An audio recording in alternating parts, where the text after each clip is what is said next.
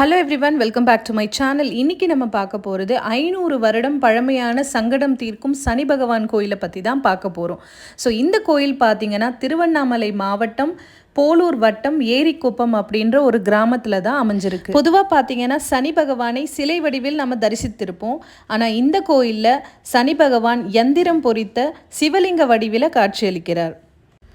இந்த கோயிலோட ஹிஸ்ட்ரி என்ன அப்படின்னு பார்த்தீங்கன்னா, ரொம்ப வருஷத்துக்கு முன்னாடி இந்த பகுதியை ஆண்ட ஒரு சிற்றரசர் சனீஸ்வரருக்காக ஒரு கோயிலை எழுப்பணும் அப்படின்னு பிளான் பண்ணியிருந்தார்.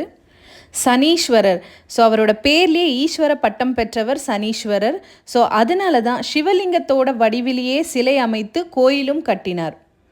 நாளடைவில் கால மாற்றத்தினால அந்த சிற்றரசர் கட்டிய சனீஸ்வரர் கோயில் இருந்த இடமே தெரியாமல் அழிந்து விட்டது. ஆனால் இந்த சிலை மட்டும் பார்த்திங்கன்னா மண்ணுக்குள்ளே புதைந்து இருந்தது. இந்த ஊர் மக்கள் இந்த சிலையை கண்டுபிடித்து அந்த சிலை இருந்த இடத்துலையே திரும்பவும் சனீஸ்வரருக்கு கோயில் கட்டியிருக்காங்க. இந்த சனீஸ்வரர் எந்திரங்களுடன் இருப்பதால் இவருக்கு எந்திர சனீஸ்வரர் அப்படின்னு பெயர் வச்சாங்க.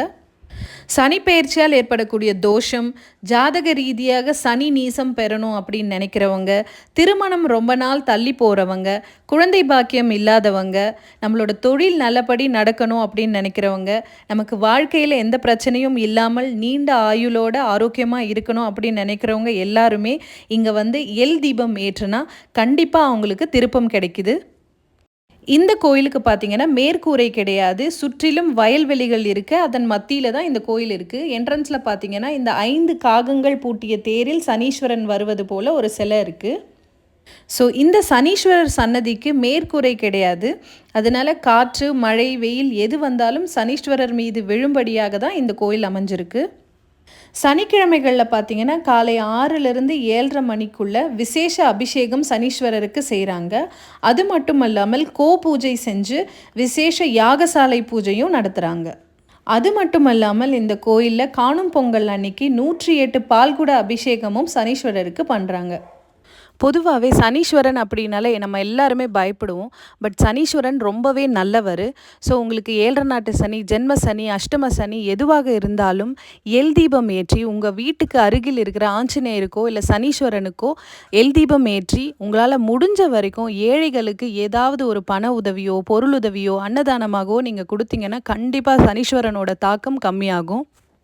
பொதுவாக பார்த்திங்கன்னா இந்த 7 நாட்டு சனியில் இந்த 7 வருஷத்துலேயும் நமக்கு நிறைய கஷ்டங்கள் கொடுத்து நம்மளை சுற்றி இருக்கிறவங்க யார் நல்லவங்க யார் கெட்டவங்க, அது மட்டும் இல்லாமல் எந்த பிரச்சனை வந்தாலும் நம்ம எதிர்த்து போராடக்கூடிய தைரியத்தையும் கொடுப்பாரு. நம்மக்கிட்ட எவ்வளவு இருந்தாலும் மற்றவங்களுக்கும் அதை கொடுத்து பழகணும் அப்படிங்கிற ஒரு நல்ல விஷயத்தையும் நமக்கு சனீஸ்வரன் டீச் பண்ணுறாரு. ஸோ இந்த கோயிலில் பார்த்திங்கன்னா மேலே 9 நவகிரகங்களையும் அவ்வளவு அழகாக பெயிண்ட் பண்ணியிருக்காங்க. இப்போ நீங்கள் பார்த்துட்ருக்கிறது சனீஸ்வரரோட கருவறையை தான். இந்த வீடியோவை பார்த்துட்ருக்கிற உங்கள் எல்லோருக்கும் சனீஸ்வரரோட அருள் கிடைக்கட்டும். நன்றி.